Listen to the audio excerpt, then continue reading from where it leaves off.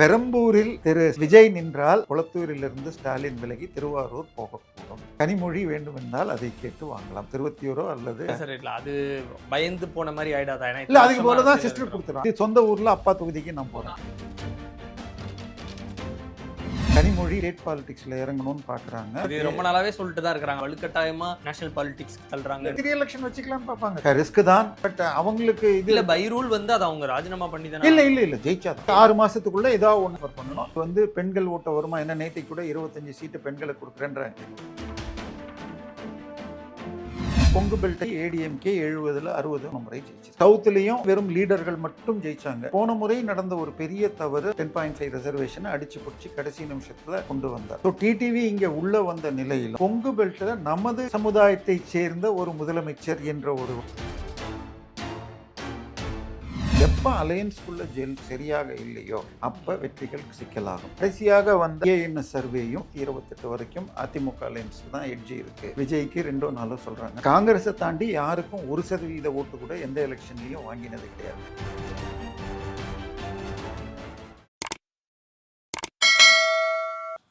வணக்கம். இப்போ எப்போவுமே வந்து 4 முனை போட்டி அப்படின்னா அது வந்து ஆளுங்கட்சிக்கு ஃபேவராக இருக்கும். உதாரணத்துக்கு இப்போ அந்த களத்தோட நம்ம பொருத்தி பார்த்தோம்னா திமுகவுக்கு தான் ஃபேவராக இருக்குது. 4 கார்னர் ஃபைட் ஃபேவர்ஸ் டிஎம்கே அப்படின்னு ஒரு சிலர் சொல்கிறாங்க. ஏன்னா திமுக எதிர்ப்பு தான் வந்து எல்லாரும் பேசுகிறாங்க. திமுக ஆட்சியிலேருந்து வெளியேறணும் அப்படின்னு நாம் தமிழர் பேசுகிறாங்க, தாவேகா பேசுகிறாங்க, என்டிஏவோட முழக்கமும் அதுதான். ஸோ திமுக வரக்கூடாதுன்னு நினைக்கக்கூடியவர்கள் 3 பேருக்கு பிரித்து வாக்களிக்கும் பொழுது ஆப்வியஸ்லி அது திமுகவுக்கு தானே. இங்கதான் என்ன பிரச்சனைன்னு சொன்னால், உங்களுக்கு எல்லாருக்கும் ஒரே ஈக்குவல் பவர் கிடையாது. அதாவது திமுக எல்லா இடத்துலையும் 45% ஓட்டு இருக்கு. ஸோ அப்படின்னு பார்த்தீங்கன்னா கொங்கு பெல்ட்டை எடுத்துக்கொண்டால் ப்ரிடாமினென்ட்லி ஏடிஎம்கே 70-60 போன முறை ஜெயிச்சிருக்கு. ஸோ அந்த 60 பெரிய மாற்றம் தெரியவில்லை. ஸோ அங்கே அவங்க அந்த 60 சீட்டை அவங்க மெயின்டைன் பண்ணிட்டாங்கன்னு சொல்லிட்டால், சவுத்துலேயும் போன முறை வெறும் லீடர்கள் மட்டும் ஜெயித்தாங்க. காவிரி டெல்டாவாக இருக்கட்டும், மிச்ச இது மதுரையில் எல்லாமே முக்கியமான லீடர்ஸ் பெரும்பாலும் வெற்றி பெற்றார்கள். தவிர அவங்க கேண்டிடேட்ஸை வெற்றி பெற வைக்க முடியல. பட் போன முறை நடந்த ஒரு பெரிய தவறு அந்த 10.5 ரிசர்வேஷனை அடித்து பிடிச்சி கடைசி நிமிஷத்தில் ஒரு இந்த ஆக்டாக கொண்டு வந்தார். ஸோ அடுத்தது டிடிவி வெளியில் போனதுங்கிறது. ஸோ டிடிவி இங்கே உள்ளே வந்த நிலையிலும் உங்களுக்கு கொங்கு பெல்ட்டில் நமது சமுதாயத்தை சேர்ந்த ஒரு முதலமைச்சர் என்ற ஒரு இதுவும் வந்திருக்குங்கிறதுனால இப்போ அது குறையாது, இன்னும் அதிகமாகலான்னு சொல்கிறாங்க. நான் சொல்கிறது ஃபீல்டு சர்வே. அதே போல் இந்த பக்கமும் பார்த்தீங்கன்னா விவசாயிகளை பொறுத்த வரைக்கும் நேற்றைக்கு கூட நெல் வந்து பல இடங்களில் வாங்காமல் சீர்காழி போன்ற இடத்துல தினமலரில் செய்தி வருகிறது. இன்னும் வண்டி வரல, இந்த தடவை வாங்கலை. ஸோ விவசாயிகளுக்கு அவன் 150 நாள் நான் விதை போட்டதுலேருந்து நாற்றை பிடுங்கி களையை எடுத்துகிட்டு பூச்சி மருந்து அடித்து உரத்தை போட்டுட்டு பறித்து வச்சுட்டு வாங்கிறதுக்கு வராமல் முளைச்சிதுன்னா பதறாயிடும். அதுக்கப்புறமா காம்பன்சேஷன் கொடுக்குறீங்களா இல்லையா? விவசாயிகளை இதில் குண்டர் சட்டத்தில் கைது பண்ணது, இது போல் பல விஷயங்கள் ரூரலில் இவங்க பெண்களை கவர்வதற்கு இந்த ஸ்கீம்ஸ் ஏதோ பண்ணியிருக்கலாம். பட் அரசு ஊழியர்கள் ஆரம்பித்து எல்லாருக்கும் பெரிய இது இருக்குது. அடுத்தது சார் திமுக, நீங்கள் அசம்பிளி பார்லிமெண்ட் இது ரெண்டும் மாறி மாறி வர்றப்போ 2019 வாங்கின ஓட்டை விட 2021 6.5% திமுக குறைந்தது. அண்டு ராகுல் காந்தி அல்லது காங்கிரஸ், ராகுல் காந்தி பர்சனல் வேல்யூட காங்கிரஸுக்கு என்று லோக்சபாவில் அந்த 6% எக்ஸ்ட்ரா வருது. அதுவே இந்த முறை குறைஞ்சிருக்கு. நீங்கள் இந்த 24 எலெக்ஷனில் திமுக வாங்கியிருக்கிறது 44 தான். ஸோ அதிலிருந்து 7 குறைகிறது என்றாலே 37 ஆயிடுது. ஓகே, அதுவே வீக்கர் தான். ஸோ 37 தான் ஆரம்பிக்குது. ஸோ அதில் ஆன்டி இன்கம்பன்சி வந்தது என்றால் அடுத்தது இதையெல்லாம் புரிஞ்சுக்கிட்டு தான் நம்ம தலைவர் கட்டிக்கிட்டே இருக்கார். மாற்றி புதிதாக கூட்டிகிட்டு இருக்கார். தயவு செய்து கருப்பு சட்டை வெள்ளை பேண்ட்டு போட்டுக்கிட்டு அண்ணா அறிவாலயம் பக்கம் போயிடாதீங்க, உங்களுக்கு 1 சீட்டு தான் தருவோம், நீங்கள் உதயசூரில் நிற்கணும்னு வரவங்களெல்லாம் இழுக்கிறாங்களா. ஆம் ஆத்மிக்கு 2 சீட்டுன்னு சொல்லி வசீகரன்னு அந்த தலைவரோடு பேசிகிட்டு இருக்காங்கன்னு நியூஸ் வருது. ஸோ அதனால இது ஓபிஎஸ் அவர்களுக்காக ஸ்பெசிஃபிக்காக அந்த முக்குலத்தோர் பெல்ட்டில் மீட்டிங் போடணும்னு ஏற்பாடு பண்ணதில் கூட்டமே இல்லாமல் முந்தானத்துக்கு பிசுபிசுத்து போயிருக்கு. இன்றைக்கும் வருகிற தகவல்கள் 10 சீட் என்று சொல்லி தேமுதிகவிற்கு அஷூரன்ஸ் கொடுத்ததில் டபுள் டிஜிட் கொடுக்க வேணாம்னு 9, இவர்களுக்கு 8, விடுதலை சிறுத்தைகளுக்கு 8, 2 கம்யூனிஸ்டுகளுக்கும் 5 முடிக்கணும் தான் தெளிவாக. அதில் ஒரு கம்யூனிஸ்ட்டுக்கு வந்து 5 கன்ஃபார்மே பண்ணிட்டாங்க.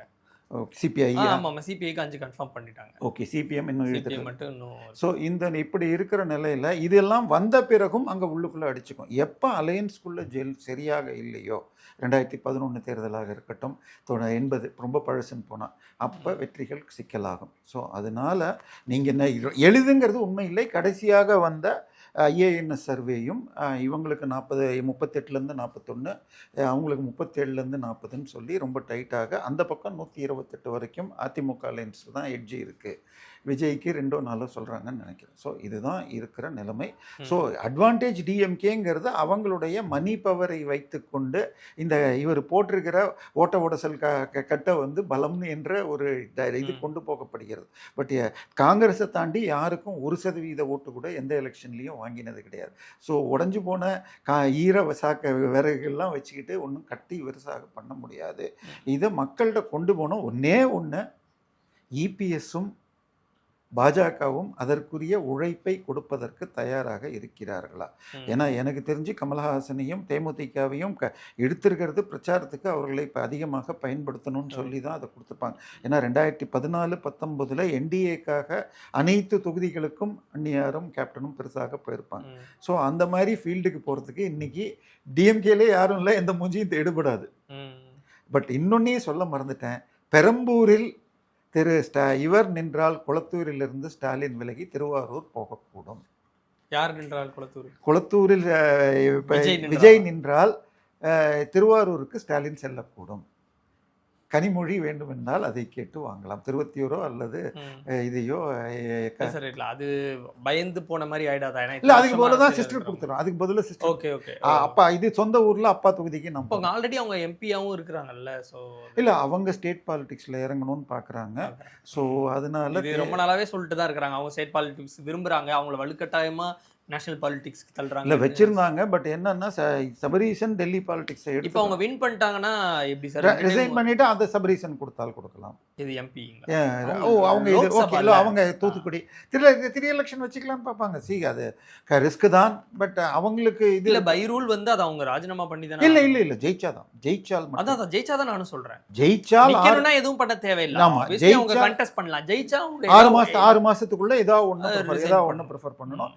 இல்லை ரிஸ்க் எடுப்பாங்கன்னு நினைக்கிறேன். ஏன்னா அது வந்து பெண்கள் ஓட்ட வருமா என்ன, நேற்றைக்கு கூட 25 சீட்டு பெண்களுக்கு கொடுக்குறேன்றாங்க. என்னமோ அது பெரிதாக திமுக ப்ரொஜெக்ட் பண்ணது. 234க்கு 25ன்னு சொன்னால் 10% தான். இப்போ பஞ்சாயத்து சட்டத்துப்படி 33% லேடிஸ் கொடுக்கணும். கணக்கு நேரடியாக பார்த்தா 50% கொடுக்கணும். 10% பெருசு பண்ணுறாங்க.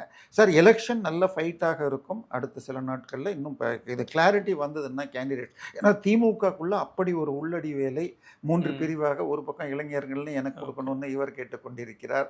மாப்பிள்ளை சார் ஒரு லிஸ்ட்டை வச்சிருக்கார். அது போக கூட்டணி வேற. இப்போ ஜென்ரலா பார்க்கும்போதே ஒரு பப்ளிக்காவோ ஒரு பத்திரிகையாளராவோ வாட்டவர் சார் இதுவரை ராகுல் காந்தி ஒரு முறை கூட கூட்டணியை பற்றி பேசவில்லை. அவரு பிரச்சாரத்துக்கு கூட வரதுக்கு வாய்ப்பே இல்லை. 1-2 கடைசியில் வந்துருவார். சென்னையில் ஒன்று ஜாயிண்ட்டு கூட ஒரு 10 நிமிஷம் இருக்க மாதிரி இல்லை ஸ்லாட்டில் வந்து பண்ணலாம். கன்னியாகுமரியில் அப்படியே இதை ஒட்டி. இப்போ இந்த கூட்டணி கட்சிக்குள்ள இருக்கிற உட்கட்சி பிரச்சனைகள் நீங்க சொல்லிட்டீங்க. கூட்டணிக்குள்ளே நிறைய அதிருப்தி இருக்குல்ல சார்? ஏன்னா ஜென்ரலா தினமும் வந்து அரசியலை கவனிக்கிற நமக்கு தெரியும் விசிக எந்த அளவுக்கு பவர்ஃபுல் கட்சி வென் கம்பேர்ட் டு தேமுதிக அப்படின்னு. அப்படிப்பட்ட தேமுதிகவுக்கு ஏன் இவ்வளோ இம்பார்ட்டன்ஸ் கொடுக்குறாங்க? கூடவே இருந்த விசிகாவை ஏன் வந்து திமுக இல்லை தெலுங்கு ஓட் கன்சாலிடேஷன் மிக அதிகமாக ட்ரை பண்ணுறாங்க. நேற்றை கூட பார்த்திபன் ஏதோ ஒரு மாநாட்டில் பேசினார்னு வருது, பாக்யராஜ் ஒரு மாநாட்டில். ஸோ அவங்க வந்து லிங்குஸ்டிக் மைனாரிட்டிஸை ஒன்று சேர்க்கணும், இந்த மைனாரிட்டிஸை ஃபுல்லாக சேர்க்கணும். அடுத்தது ஈவன் தேமுதிகல இவர் அதிகமாக வாங்கினதற்கே விருதுநகரில் செந்தில் பாலாஜி கொடுத்த உழைப்பும் இவர் ரொம்ப அதிகம். அதனால் சார் இது ஃபைட் ரொம்ப ரொம்ப இதுவாக தான் இருக்க போகிறது. ஆனால் அந்த சட்டமன்றம் வர்றதுக்கு எதுவும் வாய்ப்பு இருக்கா? இல்லை, இதுவரை தமிழகத்தில் பெரிய அளவில் என்றைக்குமே வந்ததில்லைன்னு சொல்லலாம்.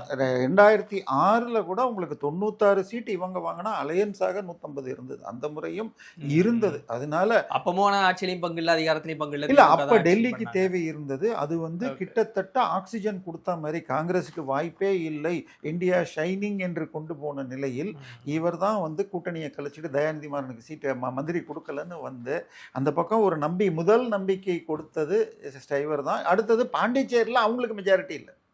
காங்கிரஸுக்கு. ஸோ பாண்டிச்சேரியில் எனக்கு வேணாம் அப்படின்னு சொல்லி இவர் எடுத்துக்கிட்டார். என்னன்னா 2009ல் இழுத்து பிடிச்சிருக்கலாம், அப்போ விட்டுட்டாங்க. அதுதான் இந்த முறை ட்ரை பண்ணி கடைசியில் 3 சீட்டை. பட் 3 சீட்டோட ராஜ்யசபா அவங்களுக்கு முக்கியம். என்னன்னு சொன்னால் ராஜ்யசபாவில் இப்போ 27 மெம்பர் தான் இருக்காங்க. அடுத்து வர லிஸ்ட்டில் அவங்க 23க்கு கீழே போனால் எதிர்க்கட்சி அந்தஸ்தும் போயிடுது. ஸோ அதனால ராஜ்யசபா சீட்டு ஒரு Rajya Sabha is equal to 36 MLA சேர்ந்து தான் போட முடியும் 6 வருஷம். ஸோ ஒன்று வாங்கியது அடுத்த முறை சிதம்பரத்துக்கு கொடுக்குறேன்னு சொல்லியிருக்காங்க. ஐ மீன் இவங்களுக்கு அந்த அளவுக்கு சீட்டு வெற்றி பெற்றால், ஐ மீன் நான் சொல்கிறது விஜய் சேர்ந்தால் என்னை பொறுத்த வரைக்கும் 20 கீழே போகலாம். ஐ மீன் என்டிஏக்கு விஜய் வந்தால் அப்படி ஒன்று நிகழ்ந்தால். ஸோ அதனால அப்படி அது என்ன ஆகும்னு தெரியல. பட் ரொம்ப ரொம்ப டைட்டா நெக் டு நெக் போகுது இந்த எலெக்ஷன். ஆமாம், எலெக்ஷன் ஈஸி கிடையாது. எல்லா பக்கமும் பவர்ஃபுல்லாக இருக்கிறாங்க, எல்லாமே இருக்காங்க. பட் உழைப்பு, திமுக கொடுக்கும் உழைப்பிற்கு சமமாக ஒரு ஜெல்லாய் நேத்தை கூட போராட்டம் அனௌன்ஸ் பண்ணதில் சவுத் சைடில் பிஜேபி மட்டுமே தனியாக 2-3 இடத்துல இருந்ததுன்னு வருது இந்த போராட்டம். ஸோ அந்த ஜெல்லாகிறது இன்னும் முழுமையாக ஆகவில்லைன்னு தான் நான் பார்க்குறேன். தேங்க்ஸ்.